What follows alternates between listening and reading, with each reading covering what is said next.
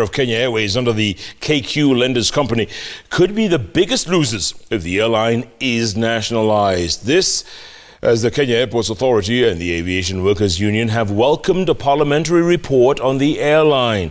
Let's get more from our very own Faisal Ahmed.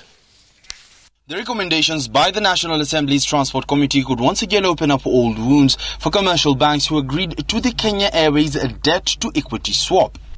Owed some 24 billion shillings, albeit we gradually agreed to convert the debt into a 38.1% shareholding in the national carrier, which they were to divert over 10 years by selling into the open market or a strategic investor. But with the nationalization plans gaining pace and the stocks selling for below 4 shillings, analysts say that the lenders could be the biggest losers. In really the value of your holding reduced, to less than 10% or maybe even less than 5% of what it used to be. And so you can understand that complaint. And at the moment, it's not really about dividend. I think you're really looking at the survival of the airline. The debt-ridden airline owes CBA Group 3.1 billion shillings, NIC Bank 2.1 billion shillings, Equity Bank 5.2 billion shillings, National Bank 3.5 billion shillings, Cooperative Bank 3.3 billion shillings, KCB 2.1 billion shillings and 2.1 billion shillings to DTB Bank, all which may have to be paid upon delisting. A substantial period because government will have to allocate the relevant resources. We've just read our budget. Probably we're looking at either supplementary budget or maybe next year's budget.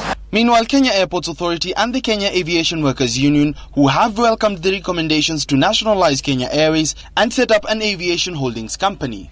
I think it was a wise decision by the Transport Committee to look at it from a different perspective. Because I believe that we are dealing with public assets, which is of real importance to this country and to the public. So making sure that all sides of any transaction is being looked at is important. When you nationalize KQ, you put it in a position where they can cooperate with other equally government-owned entities. So for us, it is the surest way to revive KQ and to strengthen the place of KQ within the African network. Parliament is expected to debate the committee's report in the coming days. Faisal Ahmed, Citizen TV.